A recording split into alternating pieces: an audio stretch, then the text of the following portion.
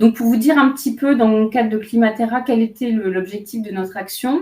Donc, c'est une action qui concernait les instituts techniques et pour l'Institut de l'élevage, on a réalisé ce travail avec Innosis Réseau d'élevage pour intégrer des leviers d'adaptation et d'atténuation, hein, c'est les deux sujets ensemble, dans 42 systèmes d'exploitation agricole représentatifs de contextes pédoclimatiques et de filières. Et donc, pour ça, on a identifié sur quel cas type on souhaitait travailler, sachant qu'on les a choisis pour être plutôt complémentaires de travaux existants. Donc, il y a peut-être des zones où vous pouvez vous dire c'est dommage qu'on n'ait pas eu sur ces zones, mais souvent, c'est parce qu'il y a déjà eu des travaux auparavant dessus, notamment, par exemple, pour l'ouest de la France. Ensuite, on a mesuré l'impact du changement climatique sur ces systèmes. Alors, on a essayé de prendre une méthode un peu générale, mais vous verrez aujourd'hui qu'il y a pu y avoir des petites variantes, mais en gros, c'était de prendre une année de référence 2022 et de voir quels ont été les aléas sur cette année-là, notamment, et de mesurer les impacts, notamment en termes de rendement. Et donc, sur ces cas types, on va dire dégradés du fait d'aléas, ont été identifiés des leviers d'adaptation et d'atténuation. Donc, l'objectif, c'était bien de combiner les deux. Et avec à chaque fois, alors 3 niveaux de scénario, voire plus dans certains cas. Et l'objectif était de monter en complexité, donc d'aller du plus simple au plus complexe et aussi levier un petit peu plus long peut-être à mettre en œuvre et de mesurer les impacts techniques, économiques et environnementaux. Donc tout ce travail, le but c'est évidemment qu'il soit valorisé. Donc il y aura 3 formes de valorisation, des fiches sous un format 4 pages pour présenter chaque cas type, pour chaque cas type, les simulations, etc. Les webinaires pour lesquels on est réunis aujourd'hui. Donc là, on en est au 3e épisode. Donc aujourd'hui, on est sur les systèmes ruminants, montagne ou transhumants. On a déjà eu 2 webinaires sur des bovins laits de plaine et ovins viande. Et vous voyez là la suite. Donc il en reste un en ruminant et après, ça sera les collègues des autres instituts techniques en monogastrique, culture pérenne et production bio. Et il y aura aussi des présentations lors des salons de l'automne, sachant que vous pourrez retrouver tout ça en ligne sur le site des instituts techniques. Donc, je vais donner la parole au premier intervenant, donc Yann, qui va vous parler de systèmes bovins laits dans le Massif central. Bonjour à tous, donc Yann Bouchard, chambre d'agriculture du Cantal. Donc je travaille dans le cadre du dispositif Innosis, je fais du suivi de ferme en bovin lait et en bovin viande. Je travaille sur des projets de développement, donc j'ai eu l'occasion de travailler sur un projet qui s'appelle P3C, adaptation des pratiques culturelles au changement climatique, sur lesquels on s'est pas mal appuyé pour nos simulations. Et je suis aussi co-animateur du réseau thématique Innosis changement climatique. Voilà, donc je vais vous présenter pour ma part des simulations sur 2 cas types. Un cas type bovin lait, puis je reviendrai ensuite sur un cas type bovin viande. Donc des simulations réalisées avec les collègues de l'IDEL, Yannick Péchuzal sur le cas type bovin lait et Christelle Pinault sur le cas type bovin viande. Voilà, donc je vais commencer par les bovins laitiers. Donc un cas type laitier spécialisé, herbagé, zone volcanique, donc Mont du Cantal, un système qui est en OP Cantal et Bleu d'Auvergne. Donc une diapo pour vous présenter le cas type. Donc ce cas type, la première chose à souligner quand même quand on fait une simulation, comme on travaille sur un cas type, c'est déjà un système qui est efficient. C'est un point important à avoir en tête parce que quand on parle d'un système qui est efficient, les marges de manœuvre ou les marges d'adaptation sont de fait plus réduites que sur une ferme où il reste de la marge d'adaptation éventuellement.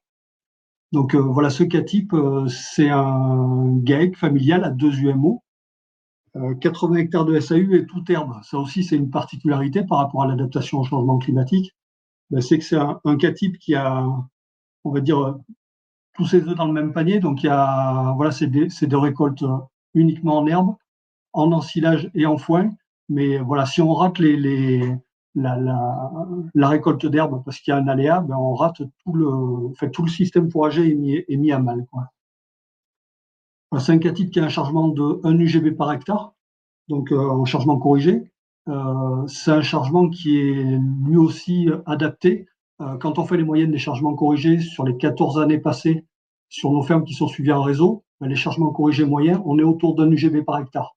Donc pour ça, on peut dire qu'il est optimisé et qu'il est fait pour passer en année moyenne sans avoir d'achat de fourrage à réaliser.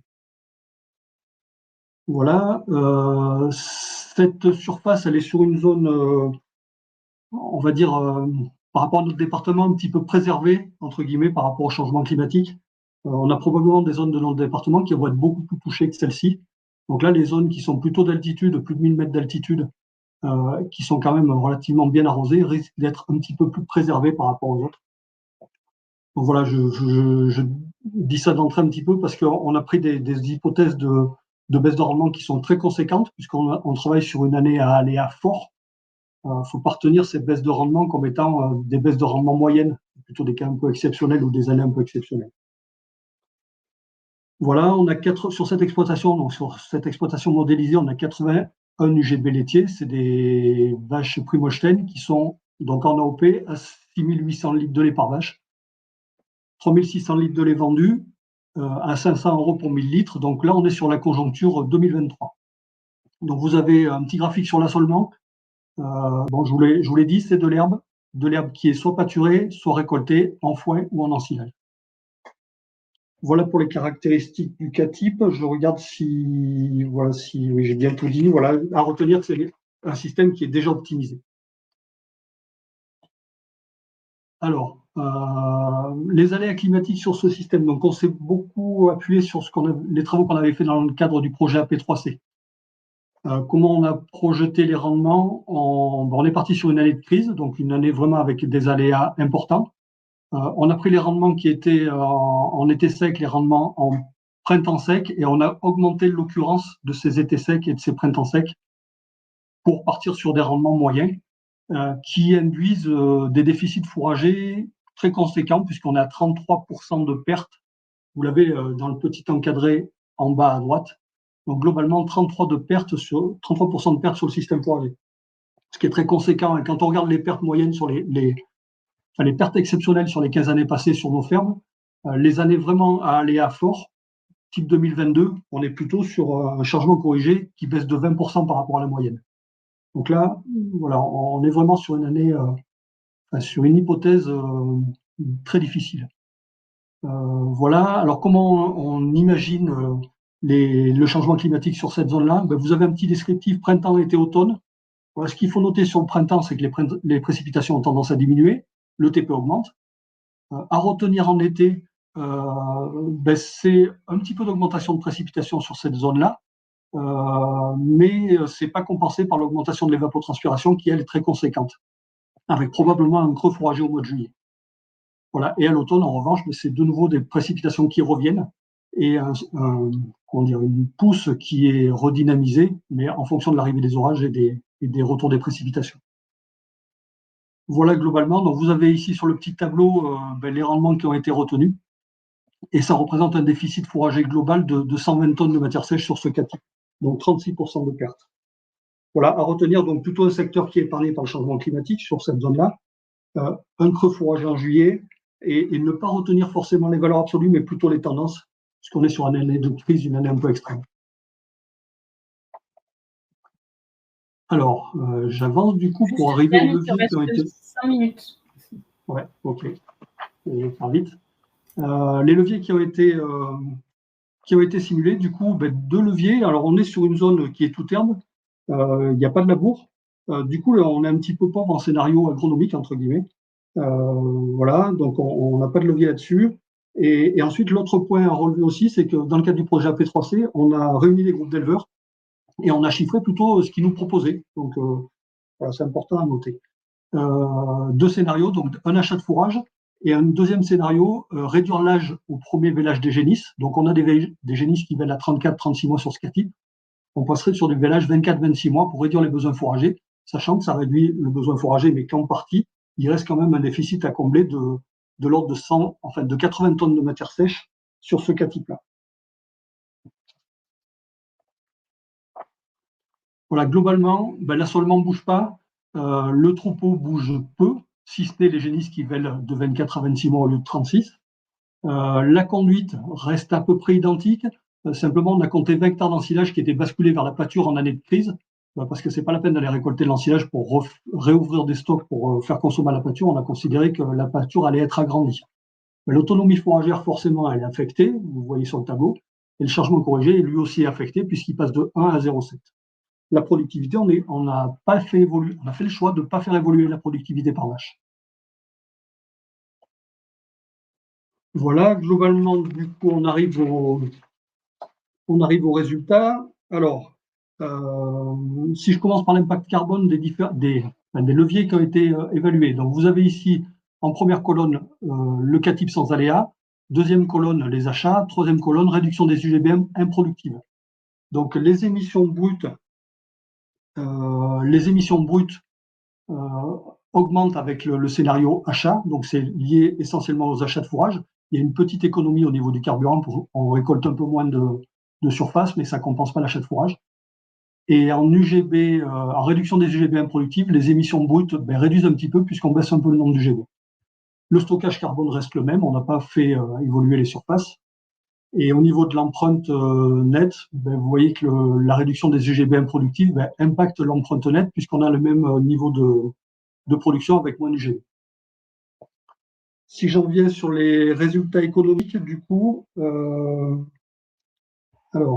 du coup ici, alors le niveau de produit brut reste le même, donc quasiment.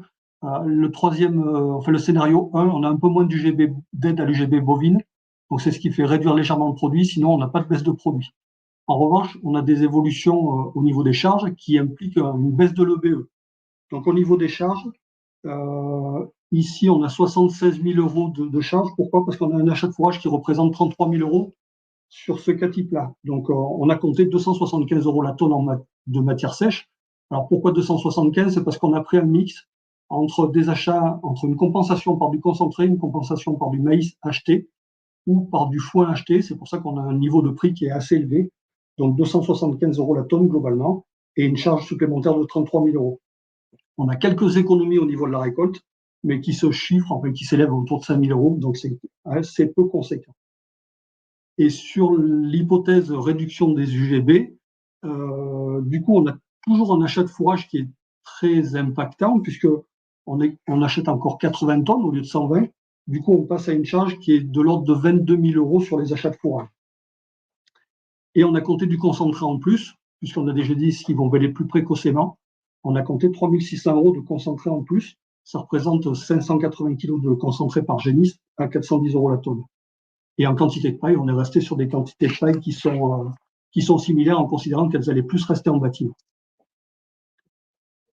Voilà, du coup, les conclusions. Vous avez un revenu disponible qui est à 27 000 euros sur la conjoncture 2023, qui passe au scénario achat à 17 000 euros et à 20 000 euros environ sur la réduction des UGB productifs. Donc, on maintient la capacité de production de l'exploitation, on réduit un petit peu l'achat de fourrage. Ce qui permet alors je dirais pas de maintenir le revenu parce qu'il y a quand même une baisse qui est très conséquente, mais qui est plus limitée par rapport à un achat de fourrage. Ne figure pas sur le diaporama la baisse des UGB productives. C'est quand même quelque chose qu'on a envisagé, qu'on a chiffré rapidement, et on sera un EBE d'environ 50 000 euros en réduisant les UGB productives pour adapter les UGB finalement à l'offre fourragère sur cette année-là.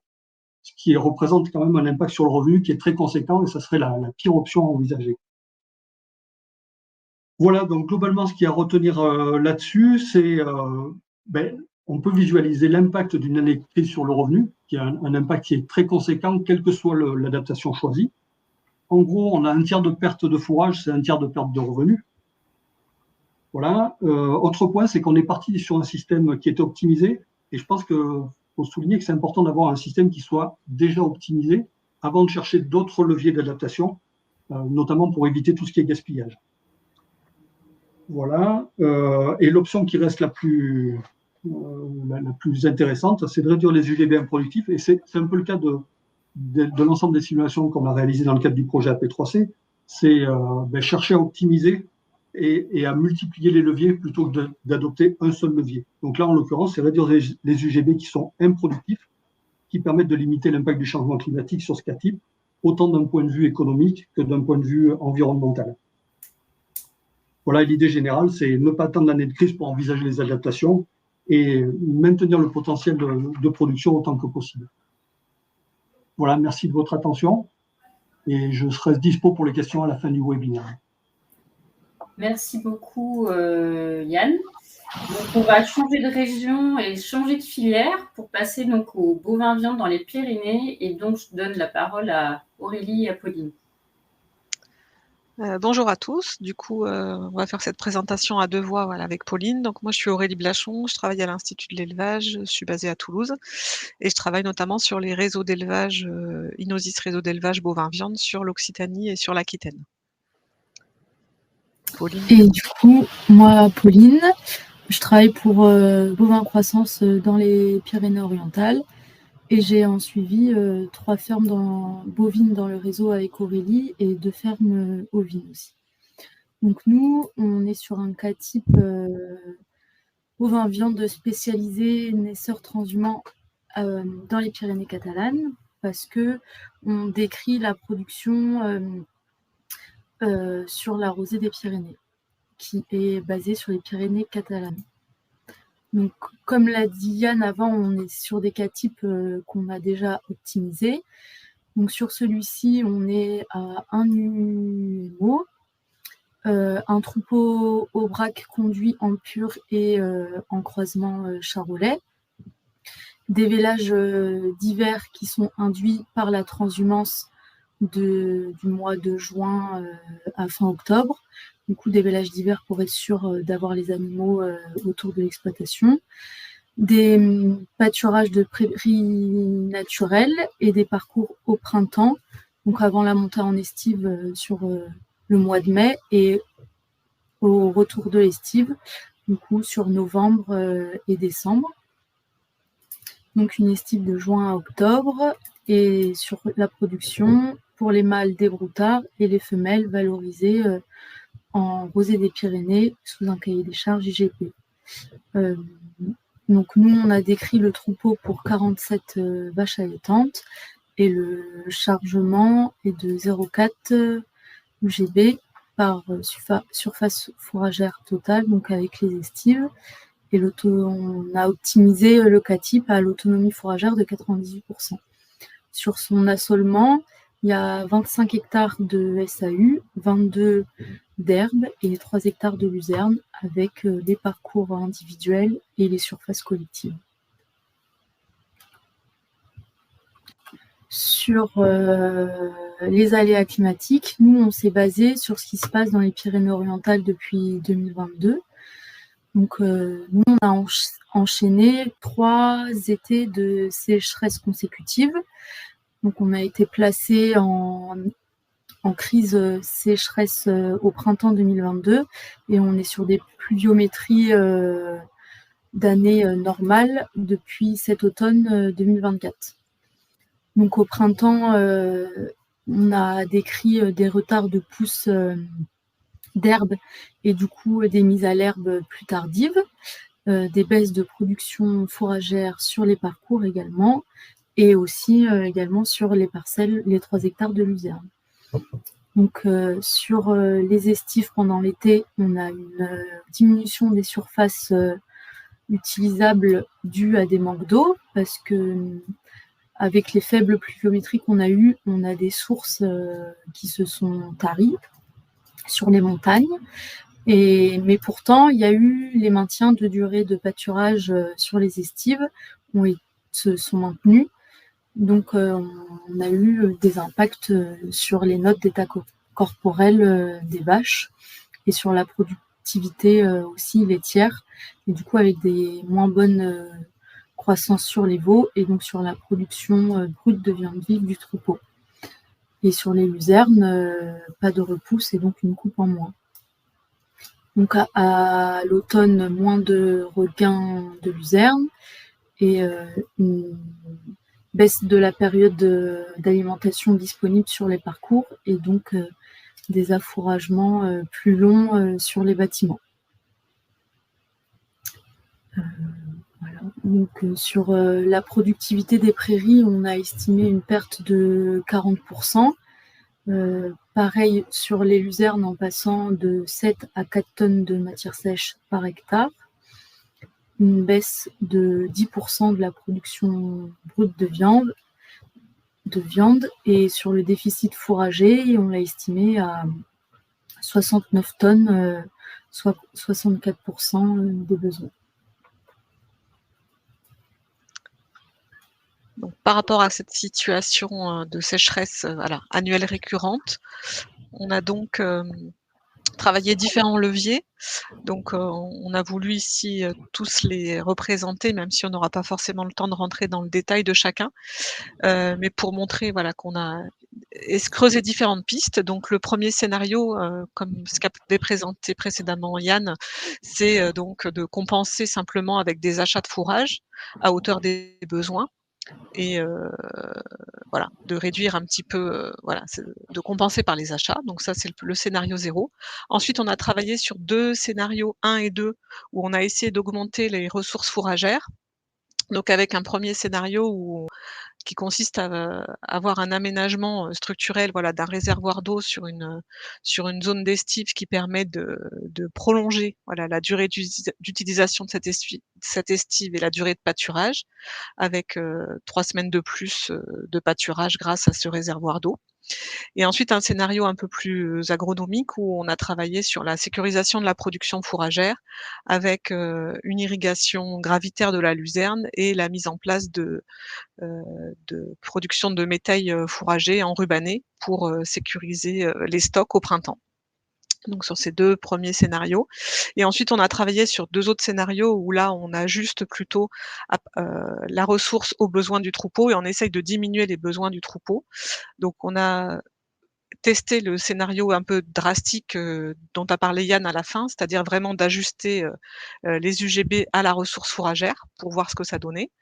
Et aussi, on a travaillé sur un petit ajustement, le scénario 4, où on a essayé de décaler un petit peu les vélages. Donc, comme vous l'expliquait Pauline, ils sont un peu contraints sur la période de vélage pour que ça se passe en hiver et que les vaches puissent être pleines avant la montée en estive. Donc, on a pu décaler d'1 mois ces périodes de vélage, mais voilà, dans ce scénario 4. Et dans le dernier scénario, on a essayé de cumuler les 4 leviers. Enfin, en tout cas, le 1, le 2 et le 4. Et on a enfin, à la fin, ajusté les UGB à la ressource. En cumulant les 4 leviers.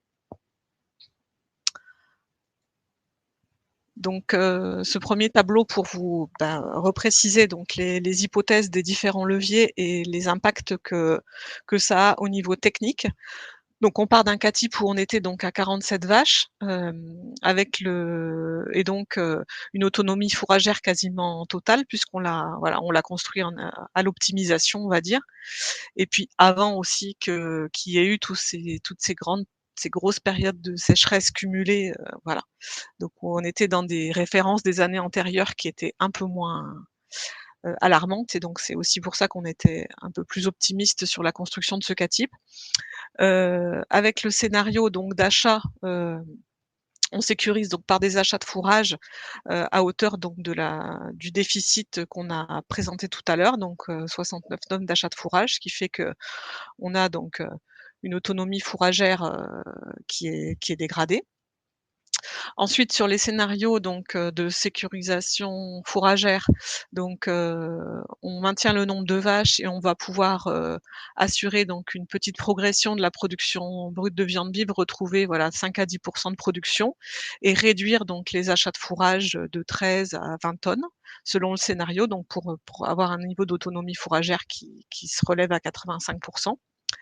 Et ensuite, sur les scénarios troupeaux, donc le premier scénario, vraiment ajustement des UGB à la ressource, on va être obligé de passer à 31 vaches et donc là, de diminuer donc drastiquement le troupeau et ça va avoir comme conséquence une baisse de 25% de la production brute de viande vive. On n'aura donc plus d'achat de fourrage puisqu'on a cherché à équilibrer les UGB à la ressource et on retrouvera un niveau d'autonomie fourragère. Dans le cas des décalages de vélage, donc là, on va rester avec le même nombre de vaches, on va pouvoir maintenir la production brute de viande vive, on va réduire les achats, mais à la marge, uniquement de 5 tonnes et faire progresser donc limiter la progression de l'autonomie fourragère.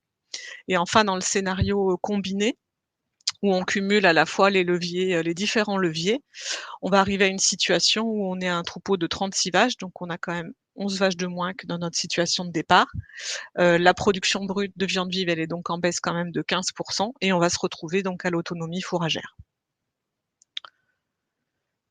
Donc ça, c'est pour les hypothèses techniques et du coup, ce qu'on peut voir ensuite, c'est les conséquences de ces différents leviers, à la fois sur, l'impact carbone et l'impact économique. Donc, peut-être pas présenter toutes les situations, mais j'en ai mis en avant, voilà, plutôt 2 situations. La situation de sécurisation fourragère par, l'irrigation de la luzerne et la mise en place donc de métailles, fourrage enrubanné, donc qui permet, voilà, de dégrader un petit peu l'impact carbone par rapport au cas type sans aléa, mais de maintenir un niveau de produit par UMO. Par contre, on a une hausse sensible des charges opérationnelles liées à la mise en place de ces productions fourragères supplémentaires et également quand même aux achats de fourrage qui sont maintenus. Donc on a une dégradation sensible de l'EBE, de l'efficacité économique et un revenu aussi qui est en baisse sensible, mais qui permet d'avoir une situation quand même un peu pas trop défavorable. Et ensuite le scénario combiné en dernière colonne là qui au niveau de l'impact carbone permet d'arriver donc à la neutralité carbone. Donc là on a affiché uniquement l'empreinte nette et non pas l'empreinte nette et non pas le stockage et les émissions à l'échelle de la SAU, puisque le système repose vraiment sur les surfaces pastorales et donc ça n'est pas forcément de sens d'afficher les résultats à l'échelle de la SAU. Donc c'est pour ça qu'ici on a choisi l'affichage à l'empreinte nette, donc avec le scénario combiné qui nous permet donc la neutralité avec une compensation par le stockage qui monte à 108%. Et au niveau économique, donc on a un niveau de marge brute qui est intéressant, même si on se rappelle qu'on a 11 vaches de moins que dans le cas type initial. On dégrade le produit puisqu'on a dégradé pas mal la production brute de viande vive avec moins de vaches. Par contre, au niveau des charges, on retrouve un niveau de charge relativement bas, donc moins de dépendance aux achats et aux intrants. Un niveau de BE intéressant, surtout une efficacité économique qui est assez bonne et donc un niveau de revenu qui avoisine les 27 000 €. Donc on ne retrouve pas la situation du cas type initial, mais par rapport à la simulation 0 au cas type dégradé avec achat, on redresse quand même nettement la barre. Voilà pour le travail qu'on a réalisé sur les bovins viande. Merci. Donc on est à disposition aussi pour les questions à la fin. Merci beaucoup Aurélie et Pauline. Alors, on remonte un petit peu pour atterrir dans d'autres montagnes et donc je donne la parole à Nathalie donc sur un cas bovin-lait. Si tu veux faire rentrer Nathalie dans le groupe d'animateurs, merci. Bonjour, donc Nathalie Sabatier, je travaille dans l'agriculture Savoie-Mont-Blanc et donc je suis chargée du suivi des fermes de référence sur différentes appellations fromagères dans les Savoies, donc que ce soit les systèmes IGP, Tome de Savoie, AOP Roblochon Abondance et AOP Beaufort. Donc ici, je vais vous décrire les travaux qu'on a conduits sur une exploitation engagée en filière IGP Tome de Savoie. Ce type d'exploitation, comme je le montre sur les photos, se situe donc sur les départements de Savoie et Haute-Savoie, plutôt en moyenne montagne, entre 300 et 700 mètres d'altitude. Sont des territoires qui sont très herbagés, avec une forte part de prairies naturelles. On a à peu près 600 exploitations engagées dans cette filière Tome de Savoie, avec une grande diversité de systèmes fourragers. Certaines sont en toute herbe, toutes prairies naturelles, d'autres avec des temporaires et d'autres en système plus polyculture élevage. La présence du séchage ombrage n'est pas du tout systématique dans ces exploitations-là. Et là, je vais m'appuyer donc sur une exploitation. J'ai choisi le système IGP. Enfin, ça va passer vite, pardon. J'ai choisi une Prestop. Ça va partir pendant 3. Voilà. J'ai choisi de vous présenter donc les travaux modélisés sur une exploitation IGP Tome de Savoie, plutôt typée polyculture élevage. Donc c'est une exploitation sociétaire avec 3 associés. On y retrouve cette exploitation valorise 160 hectares de SAU, principalement des surfaces fourragères. Sur le camembert à droite, vous avez la part en prairies naturelles, c'est la majorité des prairies, 56% de l'ensemble des prairies. Dans le système fourrager, donc des prairies temporaires, et puis un peu de culture maïs-épi à hauteur de 6%. Sur le graphique tout à droite, vous avez une présentation de l'usage des prairies, que ce soit les prairies naturelles en vert foncé et les prairies temporaires. On peut voir qu'il y a certes une forte part de pâturage dans les prairies naturelles et temporaires, mais aussi énormément de fauches. Dans ce système-là, les fauches sont exclusivement au foin. On n'a pas droit au mode de récolte type ensilage ou enrubanage sur l'herbe. Là, donc on est sur un chargement à hauteur de 1 UGP hectare et un peu plus de 5500 litres de lait par hectare de surface fourragère dans le cas qui est décrit. Le troupeau se compose de 95 vaches laitières de race Montbéliarde avec une moyenne économique assez élevée à 8000 litres en moyenne économique, sachant qu'on voit de la diversité dans nos troupeaux entre 6000 et plus de 9000. Les vélages sont étalés. On a 38 génisses élevées par an et dont une partie sont vendues pleines. Donc, le système alimentaire des vaches repose sur le pâturage, mais en surface limitée. On est dans des territoires qui sont très urbanisés dans les Savoies. Donc, le système des cris représente ce qu'on voit majoritairement dans les exploitations, c'est-à-dire on est autour de 20 arts accessibles par vache. Autrement dit, ça suffit pas pour nourrir complètement le troupeau en période de printemps. Il y a un affouragement complémentaire en herbe, souvent après une première exploitation au foin. Et en hiver, les élevages sont alimentés sur un système de foin-regain séché au sol, peu tronde, et du maïs-épi à hauteur de 4 kg de matière sèche par vache. Au niveau de la filière et au niveau des enjeux pour les exploitations engagées dans ces filières, on est vraiment sur, entre autres, l'autonomie fourragère de zone pour les vaches laitières. On est en zone de montagne avec la quasi-totalité des exploitations de Savoie qui sont engagées dans des AOP et IGP. Autrement dit, on n'a pas de surface excédentaire qu'on peut trouver en dehors. Une zone d'urbanisation importante et une dynamique laitière relativement forte. Voilà un peu pour le point de départ de ce que je vous présente. Au niveau des travaux et des résultats que je présente une petite partie de ce qui a été travaillé en fait. Nous avons travaillé dans un cadre d'un groupe de travail de professionnels de la filière Tonne de Savoie, donc du projet CASDAR ADAOPT.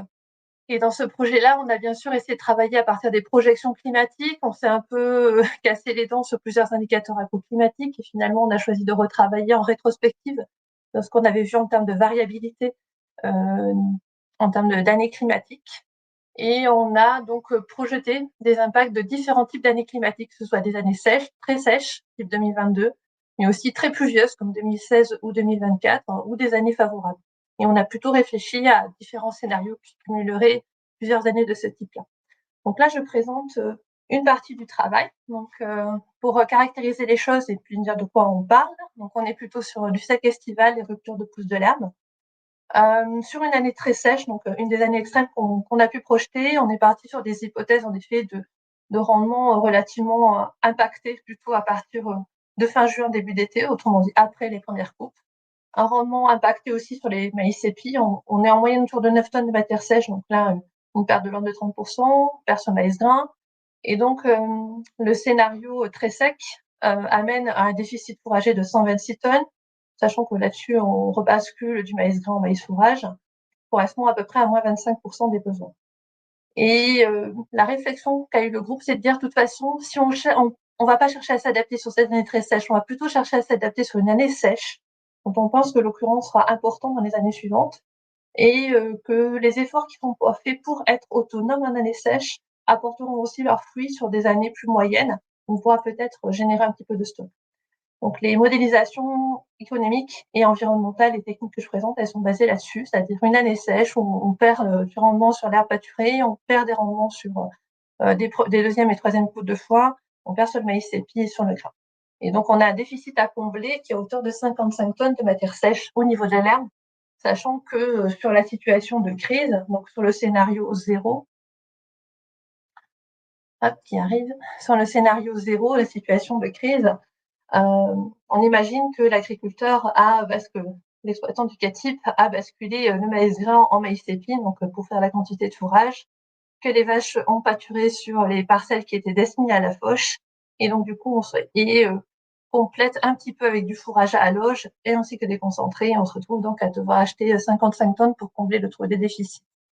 Le premier scénario ressemble à ce qui a été présenté. Je ne vais pas aller forcément plus en détail. Le premier, c'est de dire, OK, on va ajuster les ressources fourragères aux besoins du troupeau.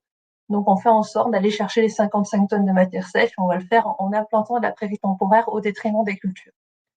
Le deuxième scénario, c'était on reste à surface fourragère quasi constante, hormis nos 2,5 hectares de maïs épi qui ont basculé, et on va plutôt retravailler au niveau des UGB, comme tout le monde. On a travaillé sur les hypothèses des UGB productives. On se dit c'est pas réaliste.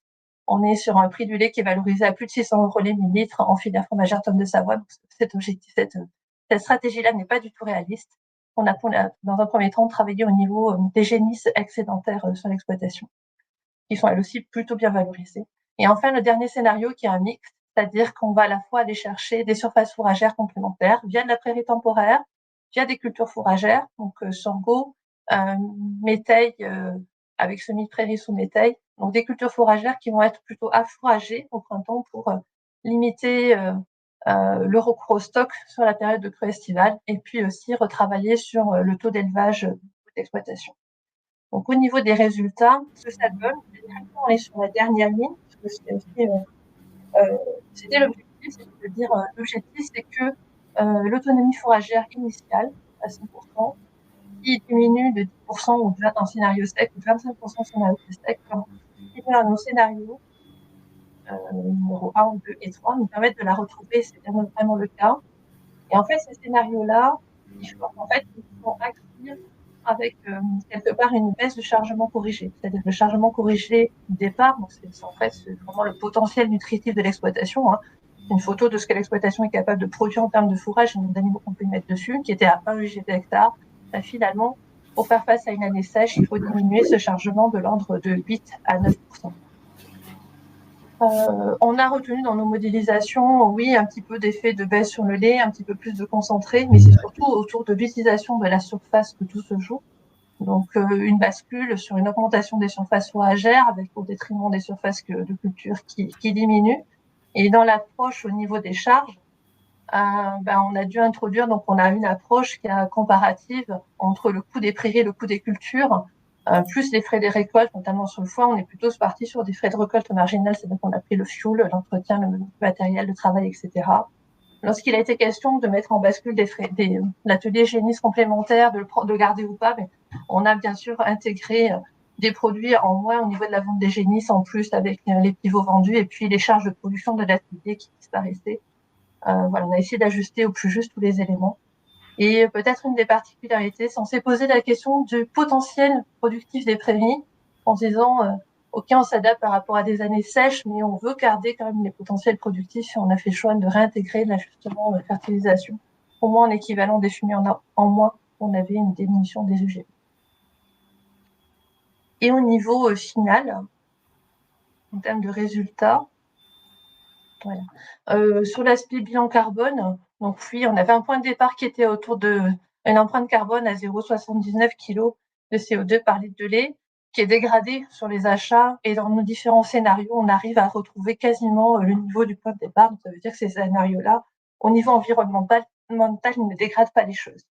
Au niveau économique, par contre, quand on regarde l'impact sur l'aspect économique du scénario, un peu solution de crise, je l'ai pas anticipé, je dois acheter. On a un chiffrage qui s'élève à une perte de résultats économiques de l'ordre de 19 000 €.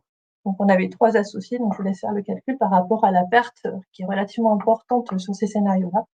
Et les 3 scénarios modélisés, donc qui visent à avoir l'autonomie fourragère, finalement, en termes d'impact économique, ils sont assez proches. On est entre moins 10 000 et moins 12 000 € au point de départ.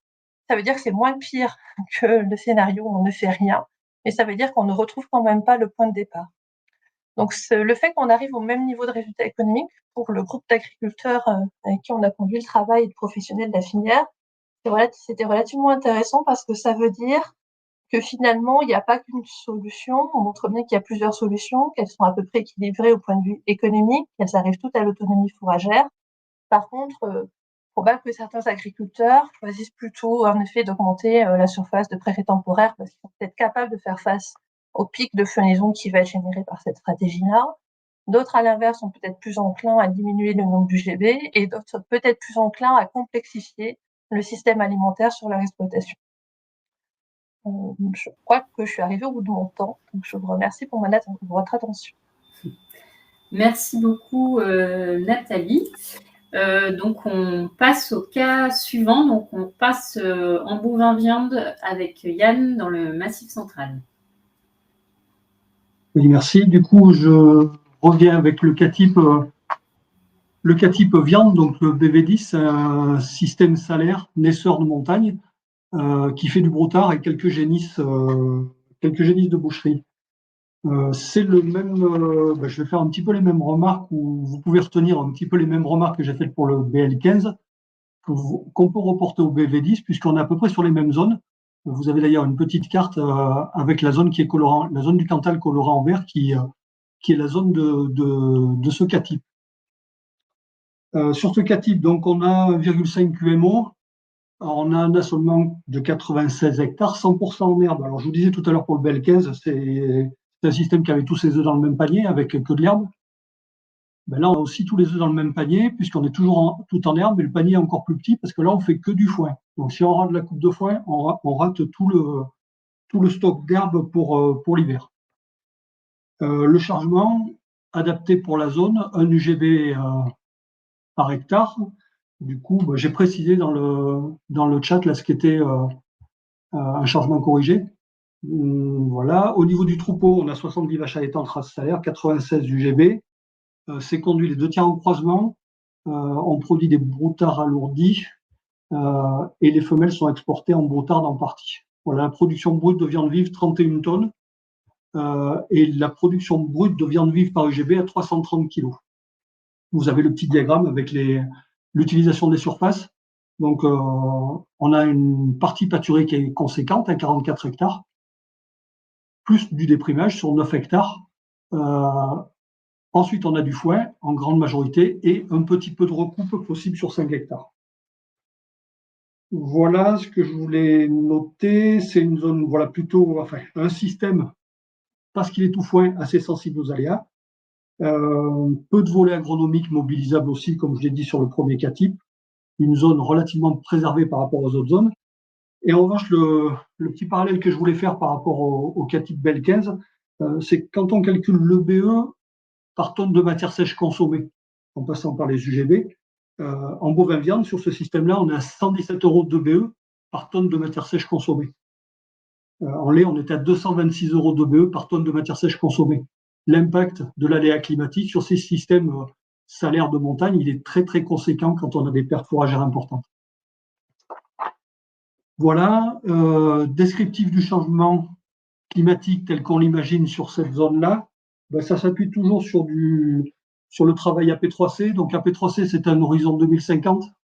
Voilà, sachant que là, on n'est pas vraiment sur un horizon, on est vraiment sur l'année impactante, l'année d'aléa, l'année de crise. Donc là aussi, je modère un peu les choses en disant, voilà, c'est une année de crise vraiment exceptionnelle, avec des pertes de rendement qui sont très conséquentes. Elles sont notées ici dans le tableau en bas à droite. Donc on a compté une perte sur la pâture de 32%, sur les foins de première coupe déprimés. Donc quand il y a déprimage, c'est souvent beaucoup plus impacté, on est à 50% de perte. Sur le première coupe non déprimée, 37%, et sur le foin de deuxième coupe, on a 50% de perte. Globalement, c'est en gros un tiers de perte, 36% de perte sur le système fourrager. Voilà, vous avez un petit descriptif printemps, été, automne, comme tout à l'heure. De petites choses qu'on n'avait pas forcément notées tout à l'heure, mais c'est une pousse qui est plus précoce, puisque l'herbe démarrerait plus vite sur cette période-là. Moins de jours disponibles pour récolter dans de bonnes conditions, donc la bonne condition, le bon moment pour faire le foin sera un peu plus précoce probablement, et du coup, il risque de se positionner sur des moments qui seraient un petit peu plus arrosés. Du coup, on aura des difficultés probablement à récolter dans de bonnes conditions sur ces zones-là. Un été marqué par l'évapotranspiration qui augmente beaucoup, un creux fourrager probable en juillet, et sur l'automne, allongement de la période de pâture possible avec des gelées un peu plus tardives. Voilà, et un point, je reviens sur le printemps, mais sur le printemps, on est souvent, les systèmes fourragers sont souvent affectés aussi par des gelées tardives, donc qui sont impactantes sur la pousse du printemps. Voilà les leviers qu'on a envisagés sur ce cas type. Donc, quatre options. La première, c'est compenser l'ensemble des pertes, 36%, 165 tonnes par des achats. Je vous donne un petit peu aussi les clés de compréhension du coup des chiffrages qui suivent. Donc, sur ce scénario, en achat de fourrage, on a 165 tonnes achetées et on bascule 32 hectares de foin vers la pâture pour les mêmes raisons que sur le cas type bovin-lait, pas la peine d'aller récolter pour rouvrir des stocks. Donc, le fait de basculer ces 32 hectares de foin, on fait quelques économies de carburant et quelques économies sur la méca. Le scénario 1, on optimise les pâtures et on réalise des fauches précoces, donc de leur envanage. Ben là, l'objectif, c'est d'éviter les gaspillages en année moyenne. Alors là, on est sur une année de crise, du coup, ça fausse un petit peu les choses, mais d'éviter les gaspillages en produisant de la tension au niveau des pâtures, en chargeant un petit peu plus les pâtures au printemps, sur le premier cycle de l'herbe, et en parallèle, réaliser des fauches précoces pour pouvoir avoir des repousses qui, elles aussi, seront précoces pour ouvrir, pour réagrandir les pâtures assez rapidement, dès la fin du mois de juin, pour avoir un petit peu plus de surface à pâturer à ce moment-là. Voilà, les deux leviers sont bien nécessaires. Optimiser les pâtures, oui, c'est possible à condition de faire des fauches précoces. Et bien sûr que les surfaces sont mécanisables. Voilà, deuxième scénario, c'est baisser les UGB productives. Et le troisième scénario, alors comment les baisser? C'est au prorata du déficit, à 165 tonnes de matière sèche de déficit, on enlève les UGB correspondants, c'est-à-dire 35 UGB. Et le scénario 3, c'est une réduction de l'âge au vélage, donc pour 50% des génisses du troupeau. Donc ça enlève quelques UGB, c'est vraiment pour inciter à aller sur cette option-là, parce que ça enlève que 3 UGB au final, et compléter quand même le reste du déficit par des achats de fourrage.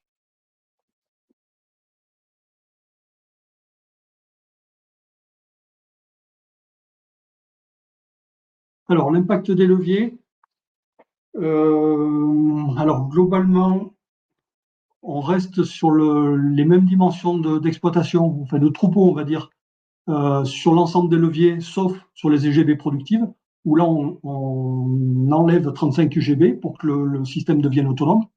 35 UGB, voilà, c'est un nombre de vaches, c'est 26 vaches de moins. Sinon, le troupeau, dans l'ensemble des options, reste le même. La conduite change peu. Ce qu'il y a noté, c'est ici, donc sur le scénario optimisation pâture, on baisse de 5 arts par UGB à la pâture, donc on est sur 46 arts à la pâture sur le système initial, on passe à 41 arts, et les surfaces qui sont libérées sont en ruben. Et sur cette option-là, on augmente aussi les coupes précoces, enfin on part de 0% de coupes précoces et on va jusqu'à 36% de coupes précoces en enrubenage. Voilà, du coup, on économise un peu d'achat et il y a de l'investissement. C'est le seul scénario sur lequel il y a de l'investissement, avec une enrubennaise portée 3 points qui augmente un petit peu le niveau d'annuité sur ce scénario-là.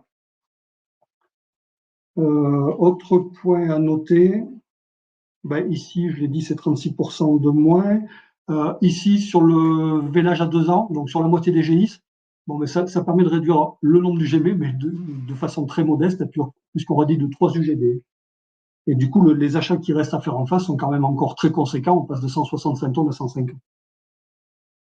Voilà, le chargement corrigé, donc on était à 1 UGB par hectare. Sur l'ensemble des options, il passe à 0,66, 0,69 UGB par hectare. Voilà, au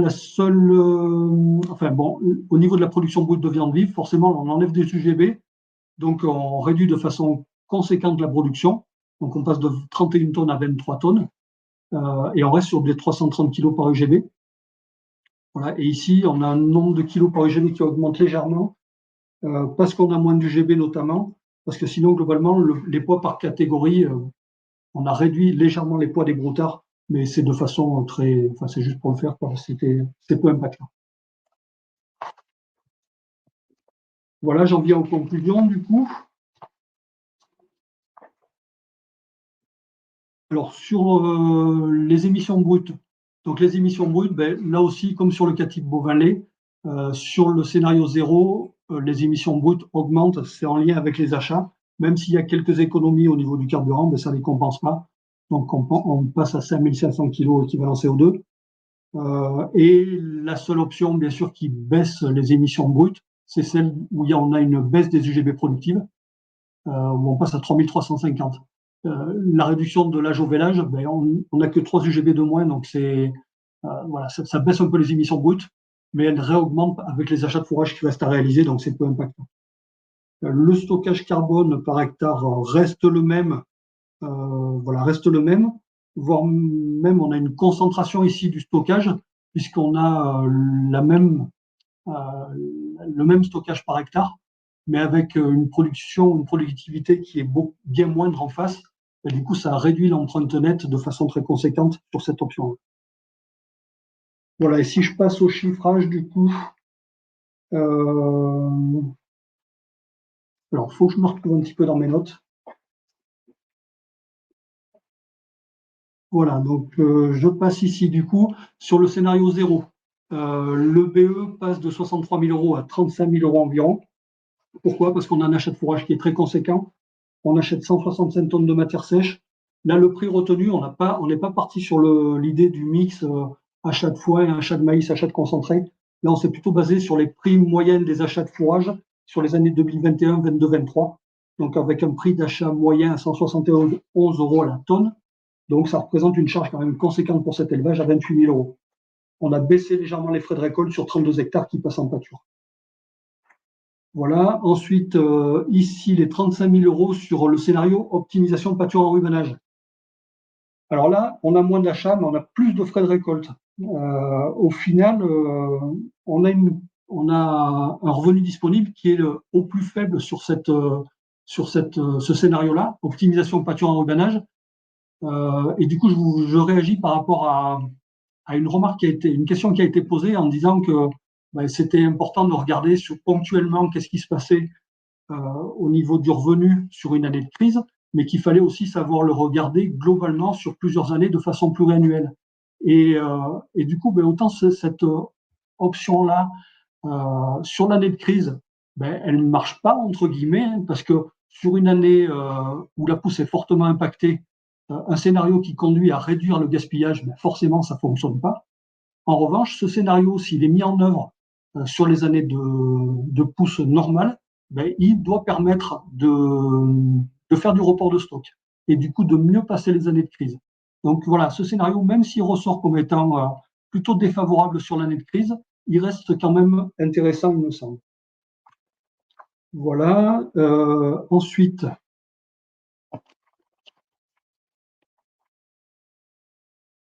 sur le scénario baisse des UGB productives, au niveau du revenu disponible, c'est ce qui laisse le plus de revenus disponibles, si on peut dire. On part de 21 000 €, on arrive à 3 600.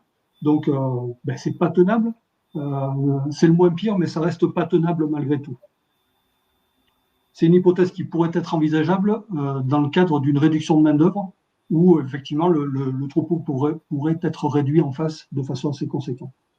Et la dernière hypothèse, qui amène un revenu de 2 600 €, c'est le compromis qui semble le plus durable, du coup. Mais comme il reste quand même 150 tonnes de matière sèche à acheter, le revenu disponible il est quand même fortement marqué. Du coup, les recommandations qu'on pourrait donner sur ces cas types-là, c'est de marquer que globalement, les adaptations sont toujours coûteuses. Donc, c'est important d'avoir un système qui soit d'ores et déjà optimisé d'un point de vue technique comme d'un point de vue économique. Ensuite, important aussi d'anticiper les changements à l'échelle de la parcelle, préserver la structure des sols notamment, valoriser la diversité des prairies sur nos zones, c'est important. Et à l'échelle du système fourrager, avoir un changement cohérent pour la zone, j'ai quand même insisté là-dessus, sur les 1 UGB par hectare pour notre zone, constituer des stocks d'avance quand c'est possible. On a des éleveurs suivis en réseau qui constituent des stocks les bonnes années à moindre coût pour les ressortir les mauvaises années.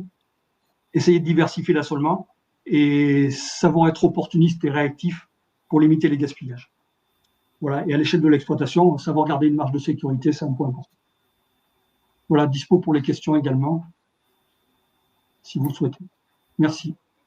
Merci beaucoup, Yann. Donc, on passe au dernier cas. Donc, on change de filière pour passer en caprin. Jérémy, est-ce que tu peux faire remonter Priscilla dans les animateurs? Voilà, pour faire le dernier cas concret.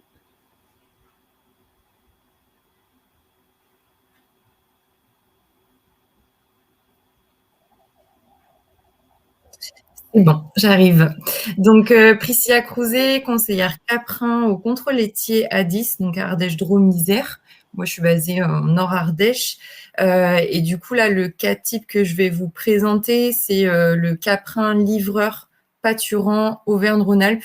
Alors, avec la petite particularité Auvergne-Rhône-Alpes, ce cas type concerne quand même principalement des éleveurs en Ardèche, Drôme, Rhône et Loire. Donc, ce cas type, qui, comme ça a été déjà dit par mes collègues, est un cas type, donc c'est assez optimisé, même si on lui a quand même trouvé un petit défaut. Mais en tout cas, il est composé de 1,5 UMO. Il y a une petite part de salariat pour la période des mises bas. C'est un troupeau de 280 chèvres à environ 800 litres, avec du coup du pâturage, de l'enrubanage et du foin. Donc là, voilà, c'est un cas type. Il a été créé pour être 100% autonome en fourrage. Il y a par contre de l'achat de concentré, même s'il y a de l'orge qui est produit sur l'exploitation, comme vous pouvez le voir au niveau de l'assolement. Et donc voilà, la caractéristique quand même de ce cas type, même si il est décrit sur plusieurs zones, c'est vraiment des surfaces à dominance prairie permanente. Donc, en aléas climatiques, bon, ça va être un petit peu redondant, mais il y a quand même des choses différentes aussi. Mais donc, nous, on a choisi... Ah oui, j'ai oublié de préciser, mais j'ai travaillé avec Caroline Sauvageau de l'Institut d'élevage pour ces simulations. Donc, on a choisi l'année 2022, donc qui correspond à l'aléa climatique printemps sec, été sec et chaud et automne favorable. Donc, on a choisi cette année-là parce que donc il y a un projet Climalais qui a été réalisé dans le Nord Ardèche et qui a du coup montré que ce type d'aléa climatique était celui qui allait être de plus en plus présent, de plus en plus fréquent sur notre zone.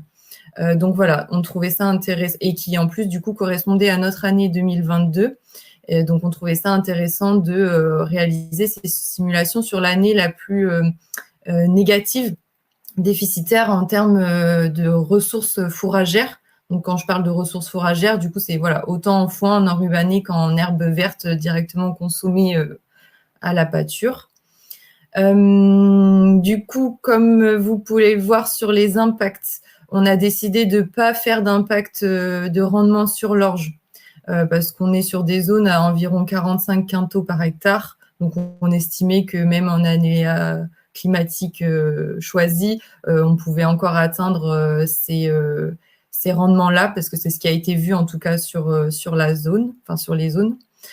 Et par contre, voilà, c'est sur le fourrage où là, on a, nous, choisi un grand déficit fourragé, mais qui a été en fait vu sur les zones. Donc, moins 50% des besoins. Donc, tout fourrage confondu, hein, foin, enrubanné et herbe verte. Et du coup, concrètement, donc au printemps, on a des bonnes conditions pour la fauche précoce parce que du coup, on a une pousse précoce. Par contre, on n'a pas de repousse à la suite parce que du coup, voilà, on est printemps sec et été sec.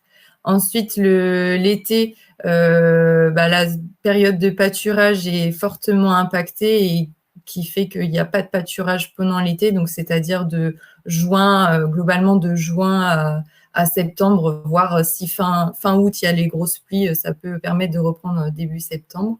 Et du coup, à l'automne, même si on est plutôt favorable, on a quand même une petite repousse qui va pouvoir permettre soit une petite sortie au pâturage ou une coupe d'enrubanné.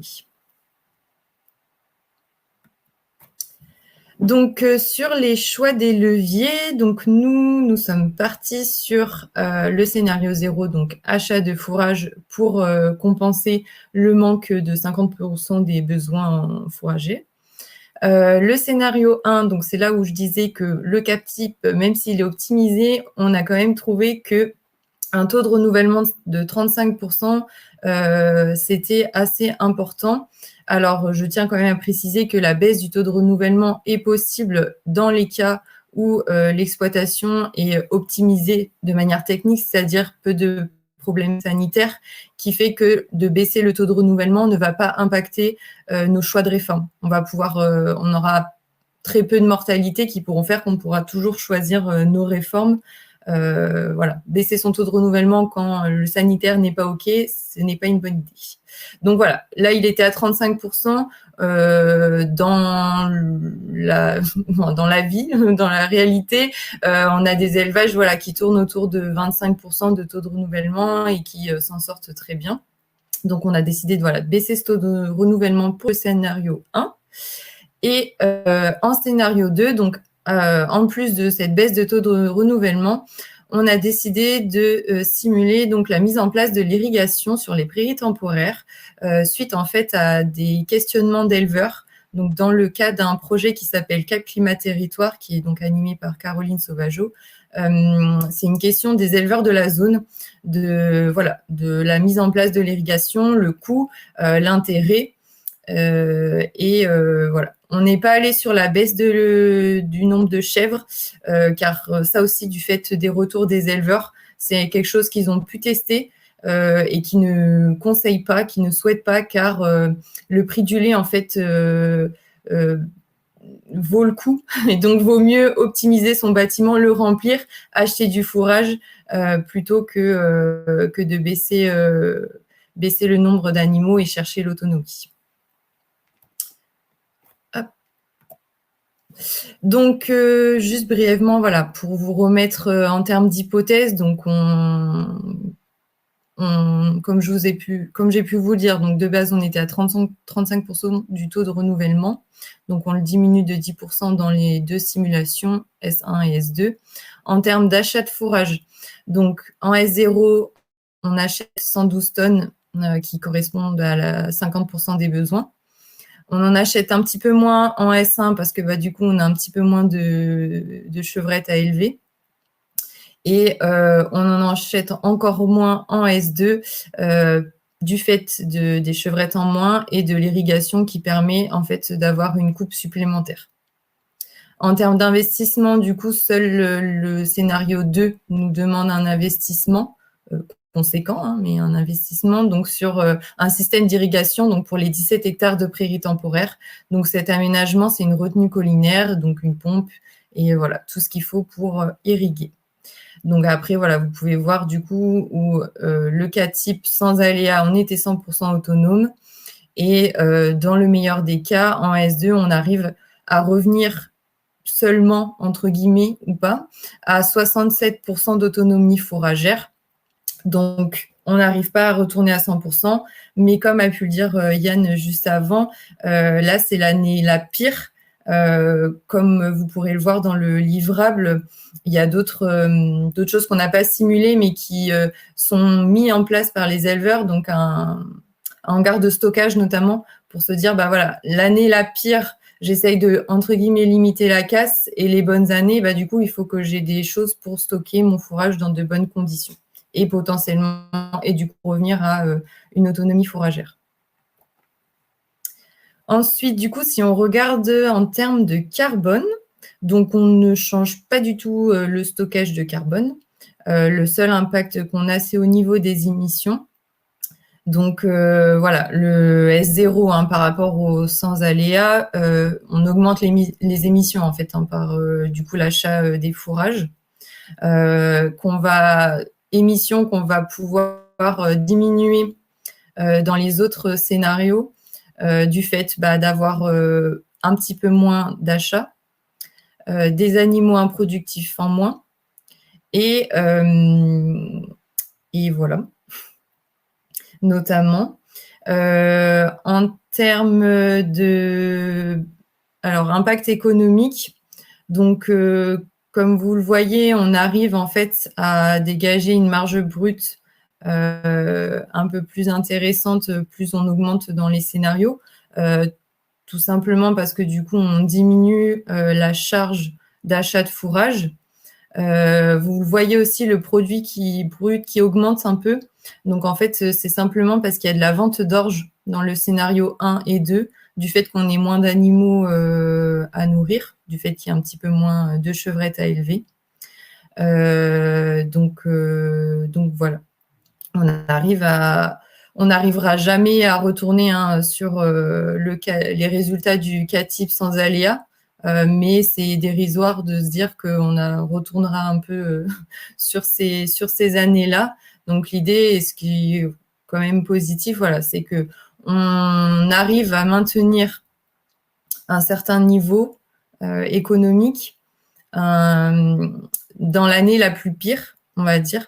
Et voilà, surtout de se garder en tête que c'est l'année la plus pire et que dans notre choix de scénario à simuler, c'était de réaliser quand même des simulations, des choses à mettre en place assez simples. Alors, assez simple, surtout pour le système baisse du taux de renouvellement. Par contre, voilà, ce qui était pas quantifié, c'est vraiment le travail que ça va demander en plus dans le scénario 2 pour tout ce qui est l'installation et l'utilisation de l'irrigation. Donc ça, c'est des choses où on n'avait pas vraiment de choses quantifiables à vous donner aujourd'hui, mais voilà, il faut par contre compter un grand temps de travail sur cette partie irrigation.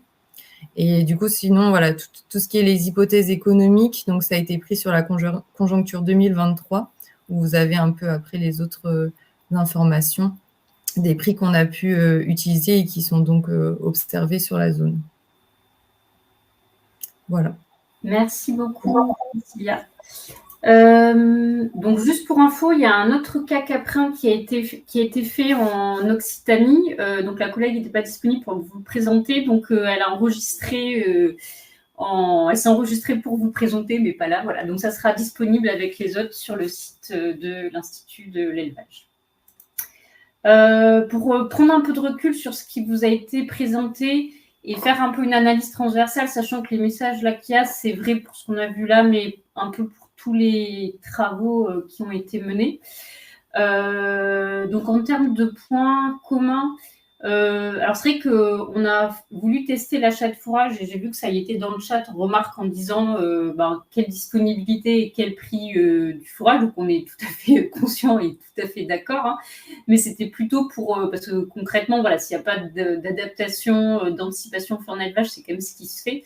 Et donc c'était pour quand même montrer quel était l'impact, que ça soit économique, mais sachant qu'on a été peut-être pas suffisamment pessimiste, hein, notamment sur le prix, et puis aussi environnemental, pour dire que c'était un levier de non-adaptation, mais c'est quand même quelque chose qui se fait, donc c'était pour pouvoir quand même le mettre sur la table et le chiffrer. Et puis après, là, dans les scénarios, on voit bien qu'il y a deux voies seules et ou couplées, hein. Mais d'un côté, l'augmentation de la SFP quand on peut liée à une baisse de culture, et ou de diversification fourragère là où c'est possible. Et d'un autre côté, de l'optimisation du troupeau. Donc, ça peut être de la conduite, de la réduction d'effectifs improductifs, voire du productif, dans certains cas. Donc, ça, c'est ce qui était un peu point commun. Dans les points de vigilance par rapport au travail fait, alors ça a été bien redit par les collègues, hein, mais que effectivement, comme on parle de cas type, on parle de cas relativement optimisés, et donc on ne capte pas là l'optimisation technique existante sur des vraies fermes, qui est le premier levier tout court, hein, d'adaptation. Donc c'est important de l'avoir en tête. Et le deuxième point, alors c'était aussi un petit peu dit, hein, mais qu'en fonction des installations existantes, les investissements ne seront pas les mêmes, notamment en termes de stockage de fourrage. On a dit si on veut stocker plus les bonnes années pour les mauvaises années, d'adaptation par exemple du parcellaire avec des chemins pour pouvoir aller pâturer par exemple plus tôt, etc. Et donc ça, c'est des investissements qu'on n'a pas forcément pu compter, mais qui seront à prendre en compte dans des vraies fermes si les installations existantes ne le permettent pas.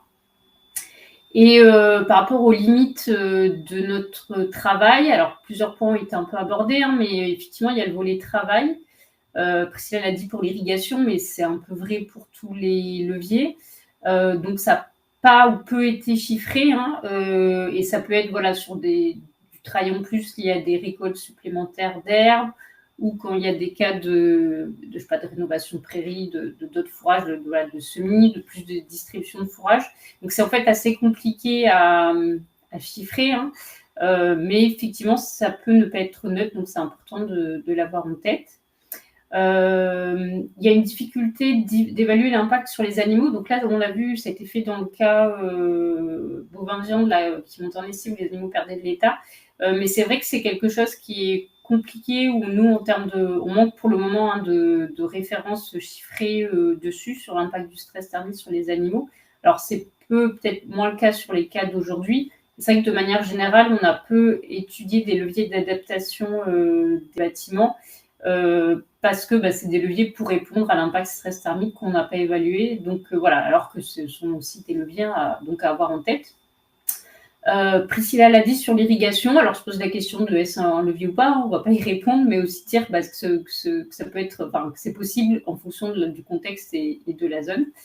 Voilà. Et puis d'avoir en tête que donc, ce qu'on vous a présenté, les collègues ont bien précisé sur quelles zones ils étaient, et donc c'est des impacts d'une année, d'une ou de plusieurs années bien spécifiques. Et c'est vrai que par exemple, parce qu'on a déjà eu la remarque, là c'est vrai qu'on a fait le travail, on a fait sur une année plutôt sèche dans la plupart des cas, mais l'année après, on a eu une année très humide, et donc ça serait aussi intéressant de voir comment les systèmes, ce qu'on a imaginé en année humide, ça passe aussi ou pas. Voilà, donc c'était un peu pour prendre un peu du recul par rapport aux travaux sur ces scénarios. Et donc, un peu en conclusion, idée clé, donc il y a 3 voies d'adaptation possibles, accumulées ou pas. La diversification, optimisation agronomique, l'optimisation du troupeau, et après l'extensification structurelle avec l'augmentation de la SFP ou tactique culture à double fin, donc dans les systèmes où il y a des cultures. Mais on ne couvre pas les marges d'optimisation technique existantes. On ne les met pas en avant dans les scénarios qu'on a faits. Il faut bien avoir en tête que là, ces scénarios, notamment quand on va dans les scénarios 2 qui sont plus complexes, c'est que globalement, on va sur la complexification, de la diversification de systèmes dans certains cas, que ça demande une gestion différente, avec notamment une gestion de stock pour l'hiver et pour l'été, quand il y a besoin d'alimenter, par exemple. Et par contre, ça a été un peu dit que ça demande aussi peut-être de l'adaptation du pâturage avec des nouvelles fenêtres pour dire d'aller pâturer plus tôt, plus tard, voire en hiver, alors peut-être pas sur les zones qu'on avait là, mais pourquoi pas. Donc voilà, de gérer différemment le pâturage. Et donc ça a été dit, mais que là, dans plusieurs cas, on était sur une année chaude et sèche marquée. Donc on a fait un peu le cas extrême, et ça a été dit, et Amy aussi, je l'ai vu dans le chat, que c'est les meilleures années qui permettraient de faire du stock pour les moins bonnes, mais qu'il faut quand même que le système le permette. Donc le dernier point qui est ressorti un peu dans tous les cas, c'est qu'on voit bien qu'en termes de revenus, malgré qu'on ait des scénarios qui permettent techniquement de s'adapter, de retrouver de la sécurité fourragère, de pouvoir nourrir les animaux, d'un point de vue économique, on ne retrouve pas le revenu de l'exploitation sans aléas. Alors, et sachant que demain, il y aura peu ou pas d'années sans aléas, mais ça montre que il y aura un peu plus de fragilité économique sur les exploitations, avec encore plus même si on a déjà beaucoup de yo-yo d'une année sur l'autre. Donc ça veut dire peut-être plus de sécurité à prendre, et peut-être de réfléchir aussi à la stratégie d'endettement pour être un petit peu plus souple. Alors, peut-être pendant que les gens votent, comme il reste 6 minutes, je vais passer aux questions. Alors, même si les collègues ont répondu à beaucoup de questions dans le chat, peut-être une question pour Yann sur le premier cas. Il y avait une remarque sur l'objectif d'ajovélage qui semblait trop précoce. As-tu une remarque à faire par rapport à ça? Trop précoce, peut-être que le changement est un peu brutal en fait, mais voilà, c'est une simulation, et du coup, sur les simulations, souvent, on a un peu tendance à tailler un peu à l'âge pour voir des choses. Mais oui, sinon, je suis d'accord avec la remarque. Ok, merci beaucoup. Alors, il y a une deuxième question. Alors, je ne sais pas si tu pourras répondre, mais sinon, j'essaierai de répondre. Que comme on compte une baisse de productivité des prairies, est-ce que ça aurait un impact sur le stockage carbone lié à cette baisse de rendement? Alors, je n'ai pas les éléments pour répondre à... Ouais. Alors, je suis désolé, mais ça me semble trop pointu pour moi. Alors, peut-être pour donner quelques éléments de réponse. Alors, juste dire, aujourd'hui, les calculs de stockage carbone ne prennent pas en compte le rendement. Il n'y a pas ce niveau de finesse-là. C'est en cours de travail pour mettre à jour la méthodologie d'évaluation du stockage carbone. Je ne suis pas sûre que même avec les mises à jour, on ira jusqu'à ce niveau de finesse-là. En fait, ça demande énormément de données et de dire que ces fonctions du stock de matière organique dans les sols et de comment sont valorisées les surfaces. Donc voilà, mais effectivement, théoriquement, ça aurait effectivement un effet. Voilà. Après, c'est plus quel modèle derrière pour vraiment le comptabiliser où on n'est pas forcément suffisamment fin. Il y avait une autre question, alors je pense qu'on y a un petit peu répondu, mais je vais la poser. Alors, Jérémy, si tu peux refaire rentrer Nathalie dans les animateurs. Alors la question était posée pendant sa partie, mais je pense qu'elle est un peu vraie pour tout le monde.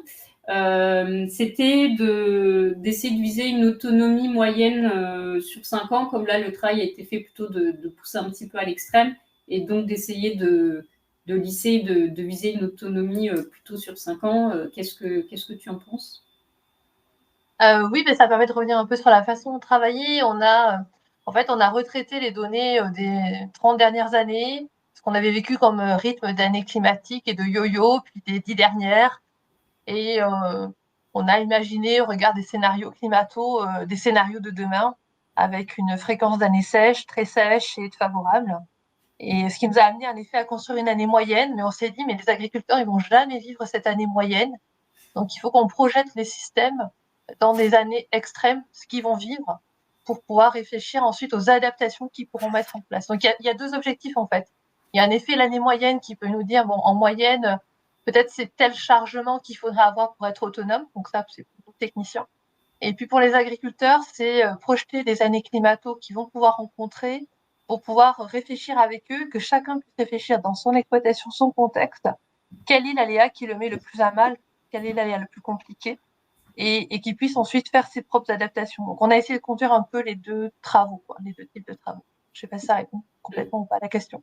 Ouais, merci Nathalie. Alors c'est vrai que pour bien préciser, parce qu'on est dans le webinaire où il y a eu un peu plus de choses différentes, alors ils l'ont dit, mais c'est vrai que donc, Nathalie et Yann de l'autre côté, le volet là, Aléa, était basé, issu d'autres travaux, donc Adaopt et AP3C de côté, où il y a eu des travaux sur des données, des projections, etc., ce qui n'était pas le cas de tous les autres cas où on n'avait pas eu ce travail de données météo de projection, et c'est là où c'est basé sur une année 2022. Donc voilà, la méthodologie n'était pas exactement la même, et donc les données d'entrée. Mais merci beaucoup Nathalie pour cette réponse.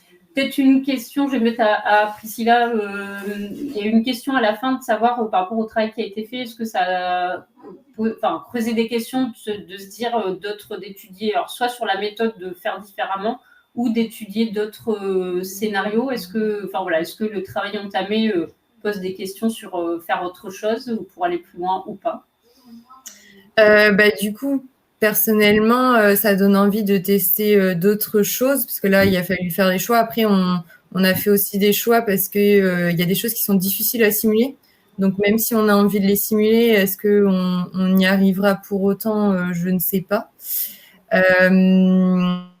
Après, sur tout ce qui était la question, les années pluriannuelles, le fait que voilà, on enchaîne plusieurs aléas, comme l'a dit Nathalie, ça c'est de toute façon plutôt compliqué.